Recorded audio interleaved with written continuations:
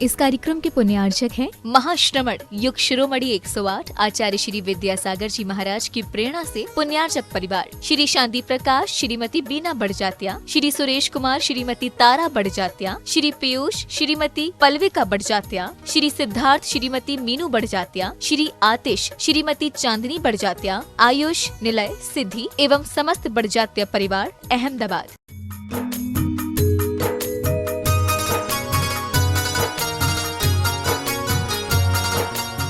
याऊनी गुरुवर ध्याऊं मन से, तुमको पूजूं मन से, दर्शन बिन अखियाँ तरसे। आओनी भगवन, आओनी गुरुवर ध्याऊं मन से, तुमको पूजूं मन से, दर्शन बिन अखियाँ तरसे। आओनी गुरुवर। बोले देवादिदेव 1008 ऋषभदेव भगवान की, बोले देवादिदेव 1008 अष्टम तीर्थ चंद्र प्रभु भगवान की, बोलिए प्रातः स्मरणीय संत शिरोमणि आचार्य गुरु और विद्यासागर जी महामुनि राज की, समस्त आचार्य संघ की, उपस्थित महानुभाव, आप सभी का हम चंद्रगिरी के इस तीर्थ पर हार्दिक अभिनंदन करते हैं, स्वागत करते हैं।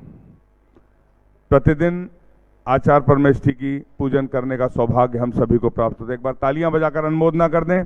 आचार्य भगवान के आशीर्वाद से चंद्रगिरी के इस तीर्थ पर भव्य मंदिर का निर्माण हो रहा है, भव्य त्रिकाल 24 का निर्माण हो रहा है। मेरी आवाज जहां तक जा रही है, आप सभी से निवेदन, शीघ्र अतिशीघ्र पंडाल में अपनी बैठक व्यवस्था अनुसार स्थान सुनिश्चित करें। हम सभी को आचार्य परमेष्ठी की पूजन करने का सौभाग्य प्राप्त होगा। श्रीमती बीना शाह जी, जिन्होंने अपने जन्मदिन के उपलक्ष्य में चंद्रगिरी निर्माण से जुड़ते हुए श्री बीना शाह जी, विमल किशोर जी, आदित्य अपूर्व भिलाई से पधारे हैं। आपने सास दान करने का सौभाग्य प्राप्त किया। तालियां बजाकर अनुमोदना। जिनवाणी जग मैया जन्म दुख मेट दो, जिनवाणी जग मैया जन्म दुख मेट दो, जन्म दुख मेट दो, मरण दुख मेट दो, जन्म दुख मेट दो, मरण दुख मेट दो, जिनवाणी जग मैया जन्म दुख मेट दो। आज के पूजन और प्रवचन को प्रारंभ करने के पूर्व मंगलाचरण के रूप में छोटे से बालक सिद्ध जैन सरदगा मेरठ से पधारे हैं। तालियां बजाकर अनुमोदना करें। आप आए आचार्य भगवान के सत्संग सी चरणों में नमन कर आशीर्वाद प्राप्त करते हुए आज के मंगलाचरण का सौभाग्य प्राप्त करें। कहता है भगवान आते नहीं, कौन कहता है भगवान आते नहीं, चंदना की तरह हम बुलाते नहीं, चंदना की तरह हम बुलाते नहीं, कौन कहता है भगवान सोते नहीं, कौन कहता है भगवान सोते नहीं, माता त्रिशला की तरह हम सुलाते नहीं, माता त्रिशला की तरह हम सुलाते नहीं, कौन कहता है भगवान सुनते नहीं, कौन कहता है भगवान सुनते नहीं, गौतम गढ़धर स्वामी की तरह हम सुनाते नहीं।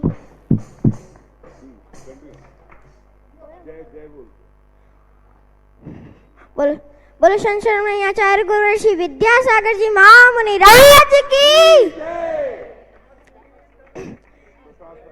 निर्यापक श्रवण मुनि श्री प्रसाद सागर जी महाराज की, समस्त आचार्य संघ की जयकारा गुरुदेव का। जो बोगे सो पाओगे, अरे जो बोगे सो पाओगे, फास्ट फूड खाओगे, फास्ट फूड खाओगे तो फट जाओगे और टुकड़े इतने होंगे कि बटोर भी ना पाओगे। और जो बोगे सो पाओगे, जो बोगे सो पाओगे। बड़ा पाव और पाव भाजी खाओगे, बड़ा पाव और पाव भाजी खाओगे तो इतनी बार जाओगे कि उठ भी ना पाओगे। और दिन रात डॉक्टर के चक्कर पे चक्कर लगाओगे फिर भी ना बच पाओगे। और जो बोओगे सो पाओगे, जो बोओगे सो पाओगे। माँ बाप और गुरुओं के गुण गाओगे, माँ बाप और गुरुओं के गुण गाओगे तो घर में ही स्वर्ग पाओगे। और जो बोओगे सो पाओगे, जो बोओगे सो पाओगे। दिन रात मोबाइल चलाओगे, दिन रात मोबाइल चलाओगे तो आंखों की जगह बटन पाओगे। और जो बोओगे सो पाओगे, जो बोओगे सो पाओगे। जोरदार तालियां बजाइए। छोटे से बच्चे ने मेरठ से आया है छत्तीसगढ़ की इस धरती पर चंद्रगिरी भगवान के दरबार में अपनी प्रस्तुति। भला किसी का कर न सको तो बुरा किसी का मत करना, भला किसी का कर न सको तो बुरा किसी का मत करना। पुष्प नहीं बन सको अगर तुम कांटे बन कर मत रहना, पुष्प नहीं बन सको अगर तुम कांटे बन कर मत रहना। आचार्य श्री जी के चरणों में हम झुका रहे अपना माथा, जिनके जीवन की हर चर्या बन पड़ी स्वयं ही नवगाथा। जैनागम का वह सुधा कलश जो बिखराते हैं गली गली, जिनके दर्शन को पा करके खिलती मुरझाई हृदय। ओम ह्रीं श्री 108 आचार्य विद्यासागर मुनिंद्र अत्र अवतर अवतर शंभो सठावानंद। जय हो जय हो जय हो। अत्र तिष्ठ तिष्ठ स्थापनम। जय हो जय हो जय हो। अत्र मम सन्नितो भव भव सठ सन्निधि करणम। जय हो जय हो जय हो। सांसारिक विषयों में पढ़कर मैंने अपने को भरमाया, इस राग द्वेष की वैतरणी से अब तक पार नहीं पाया। तब विद्या सिंधु के जल कण से भव कालुष धोने आया हूँ, आना जाना मिट जाए मेरा यह बंध काटने आया हूँ। ओम ह्रीं श्री 108 आचार्य विद्यासागर मुनिंद्राय जन्म जरा मृत्यु विनाशनाय जलम निर्वामिति। क्रोध अनल में जल जल कर अपना सर्वस्व लुटाया है, निज शांत स्वरूप न जान सका जीवन भर इसे भुलाया है। चंदन सम शीतलता पाने अब शरण आपकी आया हूँ, संसार ताप मिट जाए मेरा चंदन वंदन को लाया हूँ। ओम ह्रीं श्री 108 आचार्य विद्यासागर मुनिंद्राय संसार ताप विनाशनाय चंद्रम निर्वामिति। जड़ को ना मैंने जड़ समझा, नहीं अक्षय निधि को पहचाना। अपने तो केवल सपने थे भ्रम और जगत का ठिकाना। चरणों में अर्पित अक्षत है, अक्षय पद मुझको मिल जावे। तब ज्ञान अरुण की किरणों से यह हृदय कमल भी खिल जावे। ओम ह्रीं श्री 108 आचार्य विद्यासागर मुनिंद्राय अक्षय प्राप्ताय अक्षतान निर्वामिति। इन विषय भोग की मदिरा पी मैं बना सदा से मत वाला। तृष्णा को तृप्त करे जितनी उतनी बढ़ती इच्छा ज्वाला। मैं काम भाव वेद वंश हेत मन सुमन चढ़ाने आया हूँ, यह मदन विजेता बन न सके यह भाव हृदय में लाया। ओम ह्रीं श्री 108 आचार्य विद्यासागर मुनिंद्राय काम बाण विध्वंसनाय पुष्पम निर्वामिति। इस शोधा रोग की व्यथा कथा भव भव में कहता आया हूँ। अति भक्ष अभक्ष भके फिर भी मन तृप्त नहीं कर पाया हूँ। नए वैद समर्पित करके मैं तृष्णा की भूख मिटाऊंगा। अब और अधिक ना भटक सकूं यह अंतर बोध जगाऊंगा। ओम ह्रीं श्री 108 आचार्य विद्यासागर मुनिंद्राय क्षुधा रोग विनाशनाय नैवेद्यम निर्वामिति। मोहांधकार से व्याकुल हो निज को नहीं मैंने पहचाना। मैं राग द्वेष में लिप्त रहा, इस हाथ रहा बस पछताना। यह दीप समर्पित है गुरुवर, मेरा तम दूर भगा देना। तुम ज्ञान दीप की बाती से मम अंतर दीप जला देना। ओम ह्रीं श्री 108 आचार्य विद्यासागर मुनिंद्राय महामोहांधकार विनाशनाय दीपम निर्वामिति।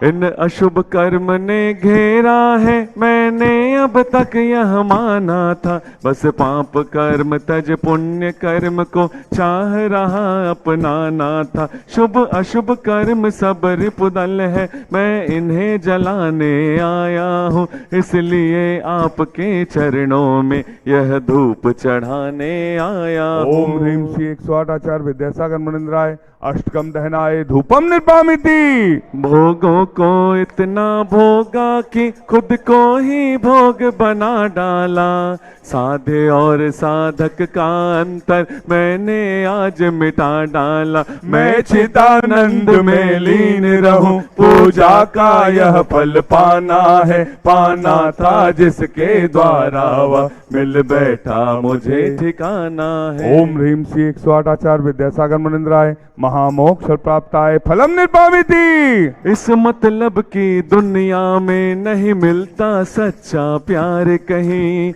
इस मतलब की दुनिया में नहीं मिलता सच्चा प्यार कहीं।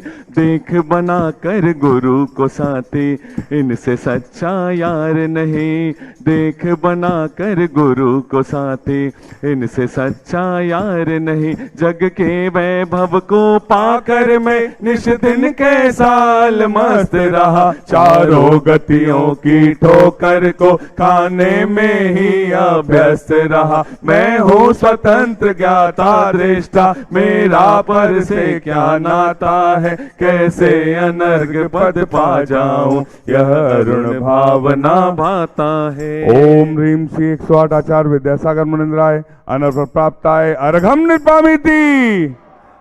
भावों की निर्मल सरिता में अवगाहन करने आया हूँ। सबका सारा दुख दर्द हरो, यह अर्घ भेंटने आया हूँ। हे तपो मूर्ति, हे आराधक, हे योगीश्वर, हे महासन, है अरुण कामना देख सके युग युग तक आगामी वसंत। ओम ह्रीम श्री 108 आचार्य विद्यासागर मुनिंद्राय साक्षात छत्तीसगढ़ के चंदगिरी में विराजमान उनके पावन पुनीत चरणों में जय माला पूर्णार्घम निर्पामिति।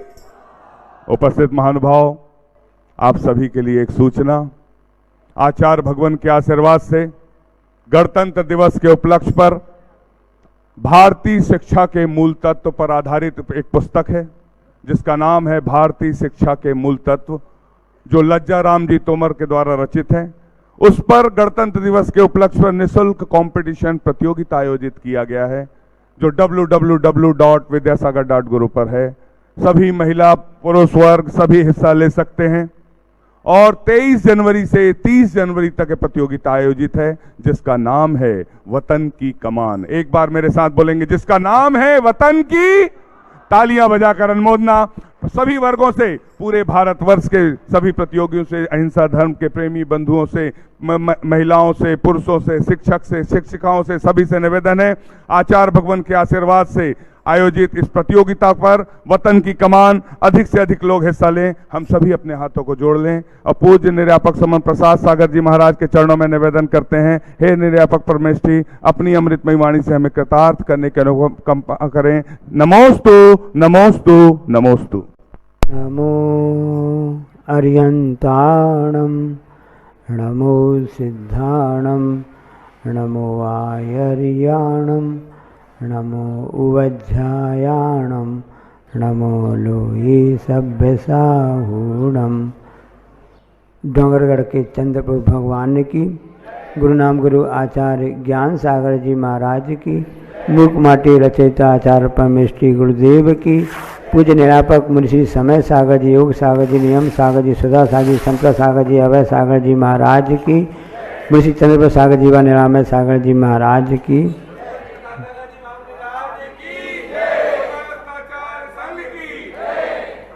श्रावक के जो दैनिक कर्तव्य होते हैं उसमें मुख्य रूप से पूजा और दान का प्रमुख रूप से उल्लेख होता है और इसी बात को लेकर के आचार्य पद्मनंदी महाराज ने पद्म विंशति ग्रंथ जो है उसमें पंक्तियाँ लिखी हैं कि देव पूजा गुरु पास्ति स्वाध्याया संयम तपः दानम चेति ग्रस्तानाम सत्कर्माणि दिने दिने, मतलब गृहस्थ की जो देव पूजा है, गुरु उपासना है, स्वाध्याय है, संयम, तप और दान, ये षड कर्म होते हैं। एक वहाँ पर आदिनाथ भगवान ने षड कर्मों का उपदेश दिया था जो प्रतिदिन गृहस्थ के द्वारा किए जाते हैं। दिने दिने, दिन पे दिन निकल गए हैं, नया साल 2024 के। आज तारीख भी कौन सी है, डेट 11 है, 11 1 है। दिने दिने, दिन पे दिन निकलते जा रहे हैं। दिने दिने मतलब इसलिए कहा जा रहा है कि आप दिने दिने निकलते जा रहे हैं तो आप दान करते रहो। दान मन से भी होता है, वचन से भी होता है, काय से भी होता है। तन का भी दान होता है, धन का भी दान होता है और मानसिक दान भी होता है। यदि हमारे पास धन नहीं है तब भी हम किसी के द्वारा इतना बोल सकते हैं कि भाई चिंता मत करो, मैं तो हूँ ना, ये भी दान कहलाएगा। सामने वाले के लिए संबल प्रदान हो जाता है। तो जैसा बोगे वैसा पाओगे। अभी बालक ने बात कही तो उस बात को लिए हमें याद आ गया कि जैसा उसने बोया था, उस भाव में जैसा बोया था, उसको उस अगले भाव में वैसा प्राप्त हो गया। किसी को नहीं मालूम था कि प्रक्रिया क्या है, क्या करें। सब अपने हिसाब से आवाज़ लगा रहे हैं, सब निवेदन कर रहे हैं, सब अपने अपने ढंग से प्रक्रिया अपना रहे हैं। लेकिन जैसा बोगे वैसा पाओगे। दिने दिने निकलते जा रहे दिन, 1 दिन, 2 दिन, 3 दिन, महीने, 2 महीने, कितने महीने, 6 महीने निकल गए। अभी तो लोग कहते हैं महाराज जी 15 दिन हो गए, किसी का लाभ ही नहीं मिला। इतने दिन निकल गए, इतने दिन हो गए आए, 6 महीने से लाभ लेना चाहते, लाभ ही नहीं मिल पा रहा है, कई साल से आ रहे हैं। वहाँ भी दिन पर दिन निकलते जा रहे हैं, दिने दिने। साल भर हो गया तब भी कुछ भी फायदा नहीं हुआ, किसी को फायदा नहीं हुआ। क्योंकि परस्पर पकड़ो जीवा नाम होता है, जो क्रियाएं चलती रहती हैं। ये गुरु है, शिष्य है, भक्त है, भगवान है, दाता है, पात्र है। तो ना दान का लाभ मिल पा रहा है, ना लाभांतर हो रहा है, ना लाभ मिल रहा है, ना किसी को दान मिल पा रहा। दोनों नहीं हो पा रहे हैं, दिन निकल गए। जैसा भोगे वैसा पाओगे। वो घटना उस समय घटी, सबको मालूम है कि उस समय जो बोया था, किस समय बोया था, जब भोग भूमि में थे वो जीव दोनों, तब उन्होंने जो बोया था वो जा कर के तीसरे काल के अंत समय में फल को प्राप्त हुआ। और उस समय कैसा फल मिला उसको कि 5 आश्चर्य की वर्षा होने लगी, 5 प्रकार की विशेष वर्षा होने लगी। ऐसा फल प्राप्त हुआ क्योंकि पहले उसने बोया था। वह दंपति थे, भोग भूमि जीव थे। उस समय ने आहार की अनुमोदना की थी, दिया था जैसा किया था, संबोधन जैसा हुआ था, वो जा कर के हस्तिनापुर में फलीभूत हुआ। वो कौन थे? वो राजा सोम और राजा श्रेयांश से। दिने दिने इस ढंग से उन्होंने दान तीसरे प्रवर्तन कहलाने लगे। सबने सुना होगा दीक्षा कल्याणक के दिन, आपने देखा होगा। और उसके बाद में जब ज्ञान कल्याणक की सभा होती है, किसी को लाभ नहीं मिलता है, सभी खड़े रह जाते हैं, माता पिता परिवार वाले जितने भी परिजन हैं। राजा भरत चक्रवर्ती कुछ भी नहीं करता, वो दिन गिन रहा है कि आज मिलेगा, आज मिलेगा, दिने दिने। लेकिन किसको मिला? जिसने बोया उसी ने पाया। ऐसा राजा श्रेयांश थे। कौन सा स्थान था वो? हस्तिनापुर था। उसकी विशेषता मालूम है आपको? शांतिनाथ भगवान का जन्म स्थान भी जब माना जाता है, तीनों भगवान के जन्म स्थान भी माने जाते हैं। वो हस्तिनापुर था। उसकी घटना याद आ गई। महाभारत में जहाँ भी हुआ वो, पर हस्तिनापुर की घटना हम आपको बता रहे हैं। और उस समय जब कौरव पांडव थे तब हस्तिनापुर के जो राजा था उसको दुर्योधन बना दिया गया। दुर्योधन को दिया गया था, हस्तिनापुर का राजा था ना, दुर्योधन बना दिया गया। और उस समय ऐसी आपस में हुई क्योंकि दुर्योधन और श्री कृष्ण ये आपस में मामा फुआ के ऐसा रिश्ता चलता है, अभी चलता रहता है ना। तो इस ढंग से बात हो गई, उन्हें एक चर्चा हुई, हस्तिनापुर की घटना हुई। दुर्योधन ने कहा कि यदि मेरे यहाँ पर बेटी उत्पन्न हुई, ऐसी बात हो जाती है ना, आपस में हो जाती है। और श्री कृष्ण जी आपके यहाँ भी रानियाँ हैं, उनके पुत्र उत्पन्न हुआ तो हम आपस में समधी बन जाएंगे, समधन बन जाएंगे। ऐसा आता है उसमें कि दुर्योधन ने खबर भेजी श्री कृष्ण जी के पास में, यदि मेरी संतान में लड़की हुई, पुत्री हुई और आपके यहाँ पुत्र हुआ तो हम आपस में रिश्तेदार बन जाएंगे, ऐसा तय हो गया। तो यहाँ पर दुर्योधन की यहाँ पर पुत्री उत्पन्न हो गई। वहाँ श्री कृष्ण के यहाँ भी पुत्र उत्पन्न हुए। श्री कृष्ण की बहुत सारी रानियाँ थीं, कई पट रानियाँ थीं, और संयोग की बात देखो कि 2 पट रानियों के एक साथ एक ही दिन में उनके पुत्र उत्पन्न हुए। एक सत्यभामा थी और एक रुक्मणी थी, और भी थी ना। तो उसी दिन सत्यभामा के यहाँ भी सत्यभामा को पुत्ररत्नी प्राप्त हुई और रुक्मणी को भी पुत्ररत्नी की प्राप्ति हुई।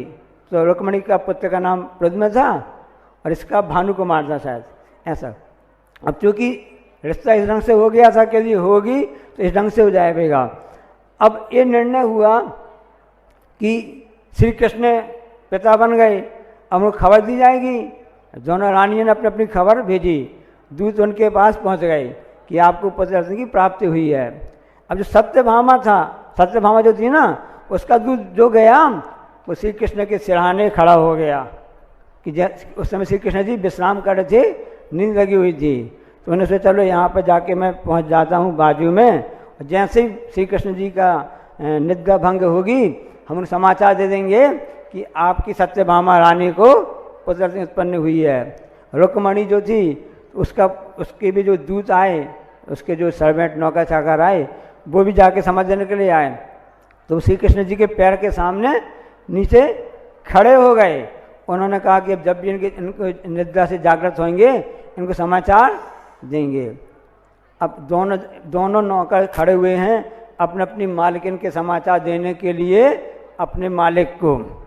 अब सब जब नींद खुली तो श्री कृष्ण की, तो उनकी नज़र कहाँ पड़ी, किसके कहाँ पड़ी उनकी नज़र? जब आप नींद से जागोगे तो आपकी आंखें कहाँ देखेंगी? आंखें की बटन है, कह रहे थे, है ना, सुना आपने ना? तो आंखें नहीं, बटन नहीं थी, आंखें थी। उनकी आंखें खुली तो कहाँ खुली? सबसे पहले किसे देखा? रुक्मणी के उस सर्वेंट को, दूत को देखा। उसको बोला हाँ बोलो क्या समाचार हैं? महाराज आपकी महारानी रुक्मणी को पुत्ररत्न की प्राप्ति हुई है। उसको आशीर्वाद दिया, सब करके हो गया। बाद में सत्यभामा जो थी उसका दूत से बोला, उसने महाराज जी मैं भी खड़ा हूँ, मैं भी समाचार देने आया हूँ। अच्छा अच्छा ठीक है बोलो। उसने भी कहा कि आपकी रानी सत्यभामा के यहाँ भी पुत्ररत्न की प्राप्ति हुई है, आप पिताजी बन गए हैं, आपको बधाई हो। अब इस ढंग से दोनों समाचार प्राप्त हो गए। अब जुड़वा भाई में तो पता चल जाता है कि पहले कौन सा हुआ, बाद में कौन सा हुआ, बड़ा कौन सा है, छोटा तो पता चल जाता है। अब एक साथ दोनों पुत्र एक समय पर हुए, अलग रानियों के यहाँ, अब बड़ा कौन सा, ये निर्णय करना बड़ा कठिन है। तो उस समय जब श्री कृष्ण ने कहा कि सबसे पहले हमको समाचार किससे प्राप्त हुए? रुक्मणी के समाचार प्राप्त हुए, इसलिए वह हमारा बेटा बड़ा माना जाएगा। इसलिए नीति के अनुसार, सिद्धानुसार जो वादा हुआ था किससे? हस्तिनापुर के राजा दुर्योधन से कि तुम्हारी पुत्री होगी तो मेरे पुत्र को होगी। तो रुक्मणी का जो पुत्र था कुमार, उसके साथ शादी होना फिर निश्चित हुआ दुर्योधन की पुत्री के साथ में। घटना तो हो गई, तथ्य क्या निकला ये हम आपको बताना चाहते हैं, क्योंकि जो बोगे सो पाओगे। आपने बात तो सुन तो ली, समझ तो ली ना। अब ये बताना चाहते हैं कि जिसके जैसे नदियाँ नारे औसे उनके भरका, और जिनके जैसे बाप महतारी उनके वैसे लड़का, कि आप उनको भी अपना जैसा समझने लगते हो। तो संस्कार ऐसे प्राप्त, इस संस्कार की बात है। तो रुक्मणी ने क्या संस्कार दिए, उस हिसाब से हो गया। तो रुक्मणी के उस समाचार को पहला माना गया, सत्य बाद में माना गया। इसका मतलब ये हुआ क्योंकि उसको समझाया गया था कि आप विनम्रता रखो तो आपके पक्ष में आपकी जीत होगी दिने दिने। इसलिए प्रतिदिन हमको इन दान आदि कार्य करते रहना चाहिए। सत्य ये है कि हमेशा विनम्र बनना चाहिए। जो झुकता है उसी की जीत होती है। वह चरणों के नीचे बैठा था रुक्मणी का दूत है, तो उसको पहले प्राप्त हो गया आशीर्वाद, और सत्यभामा का दूत बाजू में खड़ा हुआ था, तना हुआ, इसलिए उसको बाद में मिला। इसलिए हमेशा नम्रता और विनम्रता ही उस जीवन में कार्यकारी होती है। इसलिए दिने दिने दान के द्वारा यही हमको शिक्षा मिलती है। जब दान दिया जाता है उसका मन भी झुकना चाहिए, मृत होना चाहिए, भावना चाहिए कि हमें जो दान आदि दे रहे हैं वो सत्कार्यों में संलग्न हो। जैन कार्य कोई हुई है, लेने वाला कोई और होता है, ऐसा कहा जाता है ना। किसी दानी की प्रशंसा की गई तो उसने ही बोला कि भाई हम क्या दे सकते हैं, देने वाला तो ऊपर वाला है, क्योंकि जो बोया था वो ही पाओगे। बोलो अहिंसा परम। जा वाणी के ज्ञानते हैं सूझन लोकालोक, सो वाणी मस्तक धरू। हे जनवाणी भारती तो जपो जन जन जो तेरो शरण आ गई। ओम नमः सिद्धेभ्यः। ओम नमः सिद्धेभ्यः। ओम नमः सिद्धेभ्यः। अहिंसा परमो धर्म की। आचार्य गुरुवर श्री कुंद कुंद भगवान की। आचार्य गुरुवर श्री ज्ञान सागर मुनि महाराज की।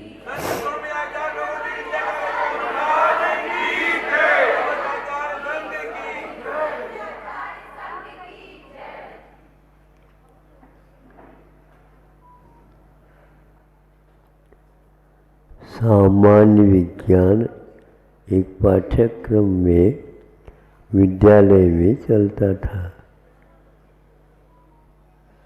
उसमें कुछ पाठ दिए गए थे। उनमें से एक पाठ,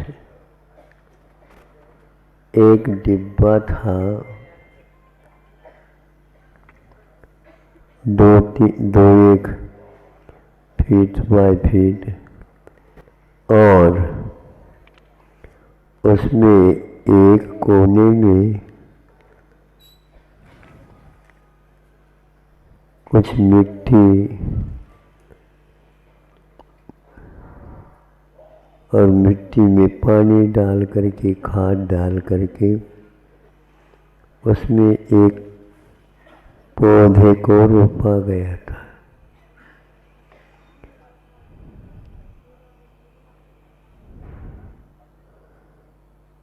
और डिब्बे के चारों कोने में छेद नहीं थे, सब पैक था, सील कर दिया गया था। अब देख लीजिए, उसके मुख को भी दीवार की ओर विपरीत दिशा में मोड़ दिया गया था। अब 7, 8, 8, 10 दिन नहीं हुए, ऊपर से पानी इत्यादि का प्रबंध करते थे। तो धीरे धीरे उस पौधे में सक्रियता आ गई और वह अपने मुख को उस दीवार के तरफ से मोड़ करके उस दिशा की ओर वह पौधे के जो छोटा सा था पौधा वह होने लगा धीरे धीरे। और उसमें एक छेद रखा था एक कोने में। उस कोने में, उस छेद में से वह बाहर निकलने को प्रयत्न करता है और वह झांक करके सूर्य की किरणों की ओर अपने आप को मोड़ देता है।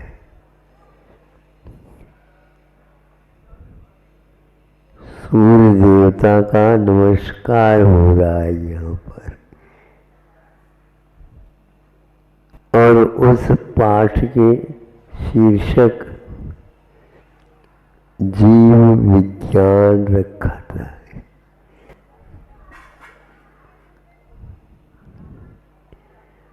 अजीव नहीं, अजीव का विकास इस प्रकार नहीं होता।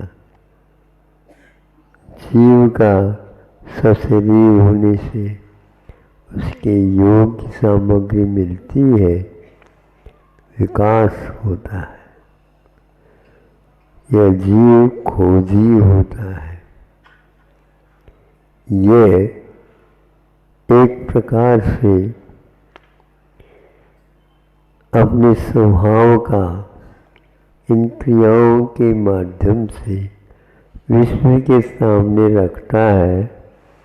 इसका नाम जीव विज्ञान है।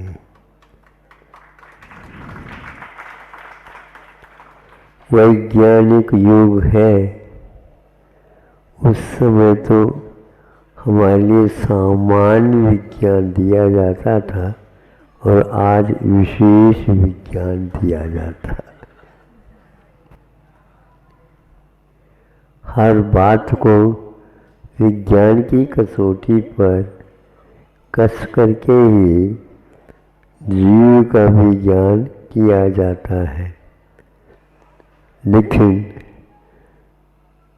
जीव को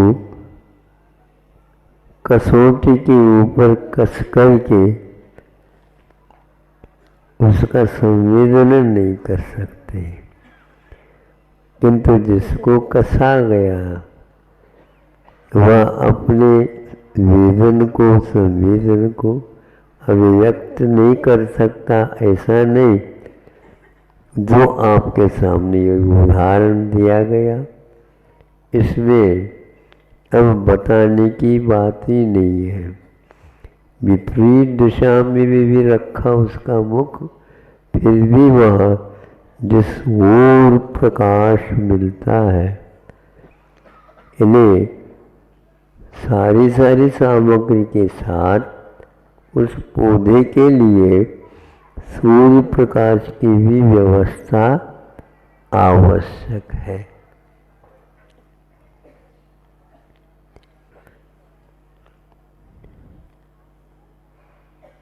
तो कहा, महाराज आपको सर्दी नहीं लगती? तो ये सर्दी लगती तो है, वो सहन कैसे किया जाता है? हाँ, ये बहुत विशेष विज्ञान की बात है। अभ्यास करने से यह हो जाता है। कैसे कैसे? तो फिर बाद में हमने कहा विशेष विज्ञान जो होता है उसके लिए उदाहरण की भी आवश्यकता पड़ जाती है। पेड़ पौधों के लिए कोई आवश्यकता नहीं पड़ती। तो हमने बताया आपके पैर भी एड़ी से लेकर के ऊपर तक पैक है, कस करके बांधा है। ऊपर और पहनाओं से उसको ढक दिया गया है। फिर इसके उपरांत ऊपर भी यहाँ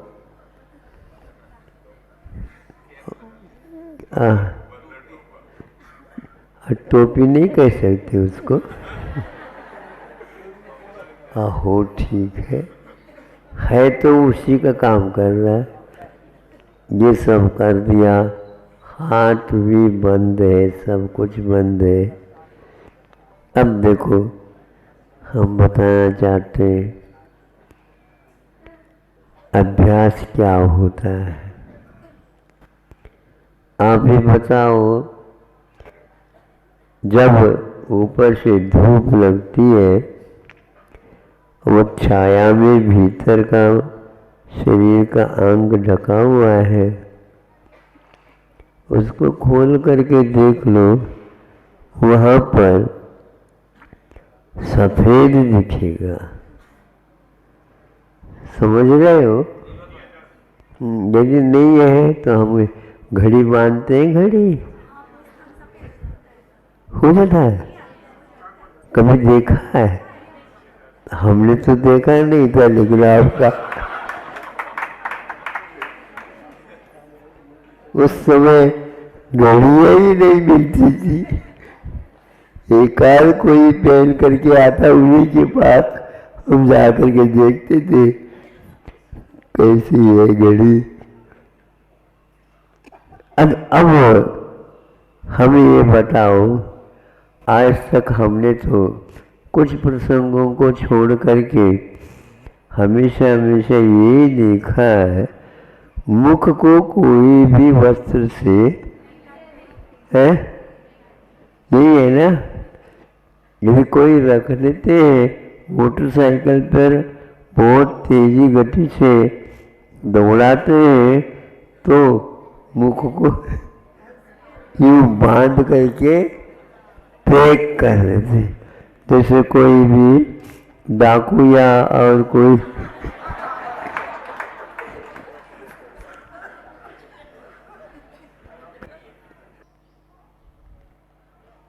अघोषित मृत्यु घोषित करते हैं। उसको उन्होंने मृत्यु नहीं कहा, किंतु अघोषित मृत्यु है, क्योंकि भीतर फिर भी जब तक नाड़ी वगैरह चलते हैं तब तक उसको पूर्ण रूप से हम मृत्यु हो गई ऐसा नहीं कह सकते। यह सामान्य, जब विज्ञान हम पढ़ते थे उस समय में भी पाठ्यक्रम में जीव विज्ञान के बारे में यह आता था, और आज तो ये क्या कुछ जीव के बारे में कुछ है ही नहीं। अजीब विशेष विज्ञान माना जाएगा, ये अजीब ही है क्या नहीं? अजीब का अर्थ क्या होता है? अजीब नहीं, अजीब ही है ये तो। ऐसे विज्ञान के लिए आप लोग अपने बच्चों को पैसे इकट्ठा करके विदेश तक पहुंचाते हैं। धन्य है आपका जीव विज्ञान और विशेष विज्ञान। अहिंसा परमो धर्म की जय। इस कार्यक्रम के पुण्यार्चक थे महाश्रमण युग शिरोमणि 108 आचार्य श्री विद्यासागर जी महाराज की प्रेरणा से पुण्यार्चक परिवार श्री शांति प्रकाश, श्रीमती बीना बड़जात्या, श्री सुरेश कुमार, श्रीमती तारा बड़जात्या, श्री पीयूष, श्रीमती पल्विका बड़जात्या, श्री सिद्धार्थ, श्रीमती मीनू बड़जात्या, श्री आतिश, श्रीमती चांदनी बड़जात्या, आयुष, निलय, सिद्धि एवं समस्त बड़जात्या परिवार, अहमदाबाद।